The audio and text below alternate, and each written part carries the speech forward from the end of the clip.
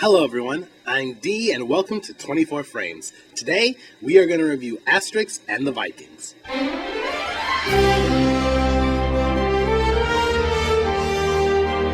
What's that? Who the hell is Asterix, you ask? Well, allow me to give you some history. Asterix, or The Adventures of Asterix, is a comic that began in 1959, written by René Goscinny and illustrated by Albert Uderzo. God, I'm certain I just butchered those two names. Anyway, the story is about a group of Gauls holding off against the occupation of Rome. I haven't read any of the comics, but from the images I've pulled offline, it's colorful and comical. The comic's been translated into 100 different languages, and according to my eminently limited research, it's pretty popular pretty much everywhere in the world except for America and Japan. And when I say Asterix is popular, I mean as in has his own theme park popular. And naturally, when the character is this popular, they're going to have films made about them. There have been 8 animated films about Asterix so far, and the most recent one was Asterix and the Vikings.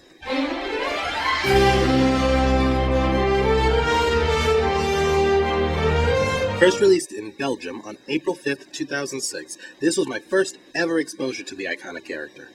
The animation in this is amazing. I'm not joking, I have absolutely no complaints about the animation in this film. The character designs are wonderful, the body language is solid, the action is smooth. This thing is Disney level good. The animation is credited to 2 different studios, A-Films AS and 2D 3D Animation. 2 studios I've never heard of before and will now keep a sharp eye out for. I could spend this entire review praising the animation. And I would kind of prefer to, but let's get into the review and see how this film holds up. We open to crashing waves and dramatic narration. Far, far to the north lies an unforgiving land, where the nights last several moons and the winters are cruel. This is the land of the Vikings. Here, fierce chieftains lead their mighty warriors to battle. So the Vikings land, attack the village, and... Hello? Anybody home? By Thor!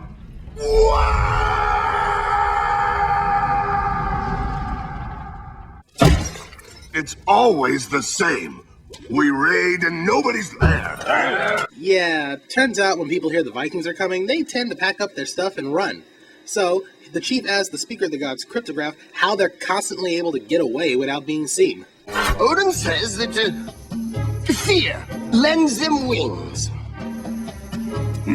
What did you just say, cryptograph? This thing called fear gives them the power to fly? Huh. So Vikings are idiots, who knew? We need to find the champion of fear. But He will teach us this magic art. I love how he's just come to the conclusion that there's a champion of fear out there who can teach him how to be afraid. I would give anything to whoever brings me that champion. anything? You know, I gotta say I'm kind of siding with cryptograph here. This thing called fear gives them the power to fly? No. It's a figure of speech. Imagine if we could fly. No, Chief, they don't actually fly. We need to find the champion of fear. Idiot. I would give anything to whoever brings me that champion. Screw it, I'm gonna write this for all it's worth. So Cryptograph randomly chooses a spot on the map where the Champion of Fear lives, and of course he chooses the home of our title character Asterix and his best friend Obelix.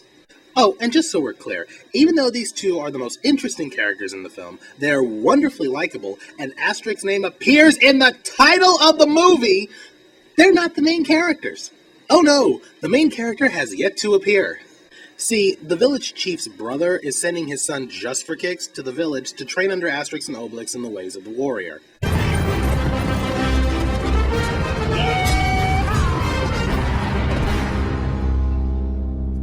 Hey, dudes. And here he is now. This is Just for Kicks, and he is without a doubt one of the whiniest, wimpiest, most selfish, stuck-up, pain-in-the-ass characters I have ever had to follow through a film. Okay, I'm gonna harp on this really quick.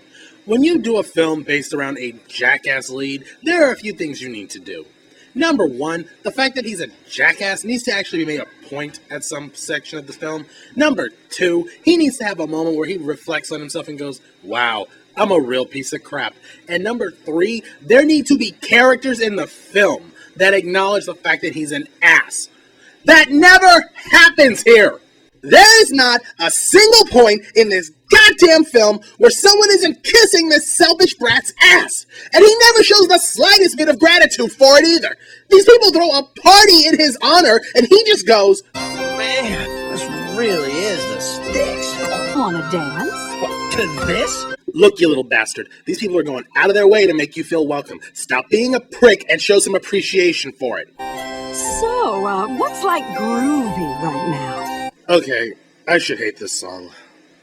I really should, and I kinda do. This musical number comes right the hell out of nowhere. It completely breaks the flow of the story, and its only purpose is to try and make this piece of crap look cool. It's just... I have this thing about musical numbers, and screw it. Get down on it. Get down on it. Get down on it. Get down on it. How you gonna do it if you really don't wanna dance? By standing on the wall. Get your back up off the wall. How you gonna do it if you really don't wanna dance? Get your back up off the wall. So we fade away from this scene and fade into... Wait, what is this? Oh, it's the plot. I'm sorry, I forgot about it against the subpar rendition of Kool and the Gang. Okay, is it time to go? I'm all ready. This is the chief's daughter, Abba, who is actually pretty awesome. Seriously, she's confident, she's determined, she's independent, and she's kind of cute. Note the little gap in her teeth. It's actually pretty endearing, and let's be real, you're never gonna see a Disney princess with a gap in her teeth. Anyway, Abba wants to go on the expedition to find the champion of fear, but women aren't allowed to go, so she sticks some feathers on her face and sneaks on board. Yeah, as we've established earlier, Vikings in this story are idiots. Meanwhile, Just for Kicks is about to begin his training. It's not even noon yet. Oh, wake me up at 3. Okay, this boy needs to have his ass kicked. And his bird needs to go into a deep fryer. So let the training begin!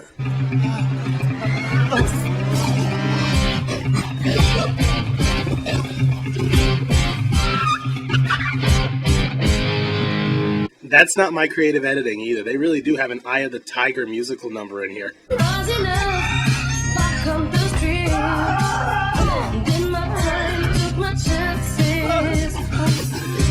That makes 2 completely out of place musical moments. Another thing, we don't see any improvement in this sequence like we usually do during a training montage. Just for Kicks doesn't become any type of warrior. All we do is establish that on top of being selfish, he's also a coward. And wait, hold on a second. Yeah, I feel the need to make mention of this. Yeah, Alberto D'Urso's portrayal of various ethnicities is not always pleasant. In fact, I found a few articles online that have accused the Asterix comics of being racist, xenophobic, and sexist more than once. Still, it's not really the point of this review, and discussing it would take a lot longer. The character's only in the film for 5 seconds, so we're going to move on, but I would have been remiss to not at least make note of it. So after what appears to be about a week of training, Just for Kicks is still a whiny embarrassment. No, not them! Please, please, do not leave me alone with them. They're making me work, and they have expectations of me. Asterix and Obelix seem to have gotten sick of how slow progress is going, so they decide to just take him into an actual fight to get him going, but not before giving him a little boost from the local magic potion. Whew, thanks, Sonny. Awesome. Yeah, no, I'm not drinking that. It's not organic. Not organic! You get your skinny ass back in line and drink your damn Super Soldier Serum! So they take the pansy with them to attack a group of Roman soldiers who are trying to occupy them. That's right, the Gauls are so badass they kick the crap out of the Roman army as a kill time. Meanwhile, the Vikings have finally landed. Hello, plot, we all missed you very much, and begin their search for the Champion of Fear. Abba's disguise has fallen off, so her father has locked her in a cage to keep her from getting in the way. Cryptograph, meanwhile, is in the middle of putting together his evil plan, which involves having his idiot son find the champion and then ask for Abba's hand in marriage as his reward, which would effectively make him chief of the village and, by extension, put Cryptograph in charge of everything. And sure enough, this idiot eventually comes across Just for Kicks hiding in the forest. You mustn't get scared. We're here for you. Remember, we're ghouls. We don't know the meaning of fear, right? Well, I do. I'm an expert. I'm afraid of everything. I'm like the champion of fear. Gee, I wonder where this is going. Let's just keep moving. You all know what's about to happen. The idiot kidnaps Just for Kicks, and now Asterix and Obelix must journey to the land of the Vikings in order to rescue him.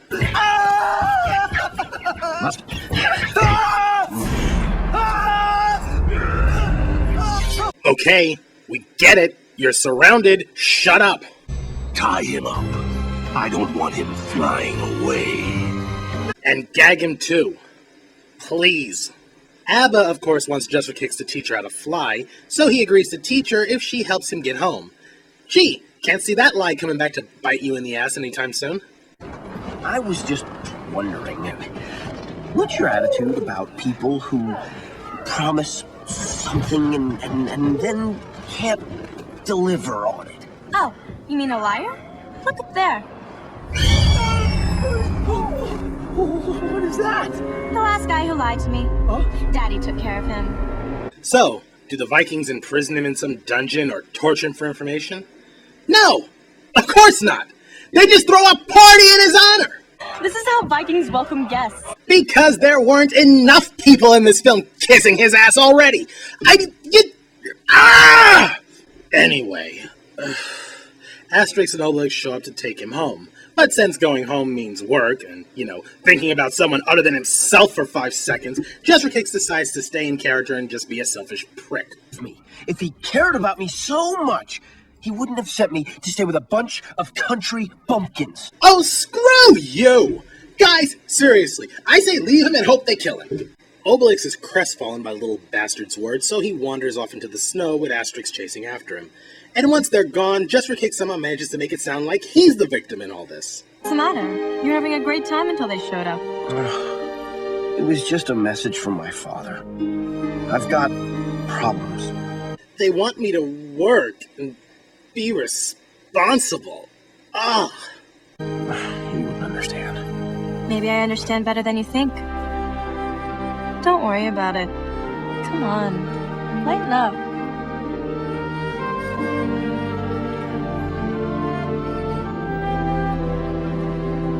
No.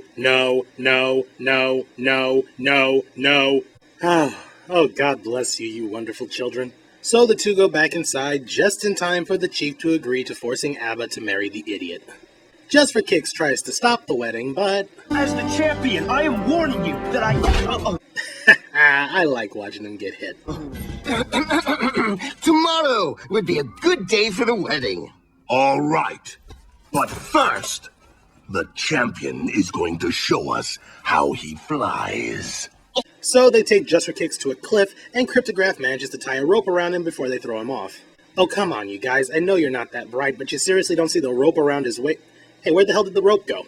Ah, there it is. So now that the Vikings are satisfied, they leave Just for Kicks behind. Good for them.